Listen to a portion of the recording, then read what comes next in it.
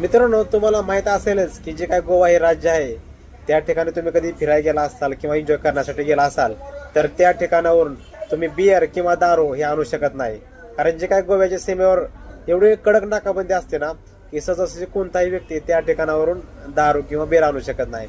आणि इकडे बघा, जे काय आपल्या देशाची राजधानी आहे दिल्ली, या ठिकाणी भर दिवसा आतंकवादी घुसून हे बॉम्ब ब्लास्ट करत आहेत. आणि जे काय आपलं गृह मंत्रालय आहे आणि जे काय गृह खात्याचे जे काय हे आहेत केंद्रीय मंत्री अमित शहा हे झोपेत आहेत. जे काही दिल्लीमध्ये जे काही 12-13 लोकांचे जीव गेला जबाबदार कोण आहे? ते म्हणजे एकच व्यक्ती आणि एकच खातं म्हणजे गृह खातं आणि अमित शहा. 13-14 लोक हे मृत्युमुखी पडले त्या बॉम्ब ब्लास्टमध्ये.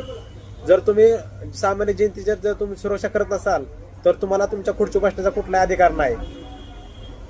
त्याला कोण जबाबदार? एवढे लोक मेले निष्काळजीपणाने, ते फक्त तुमच्यामुळे मेले आहेत.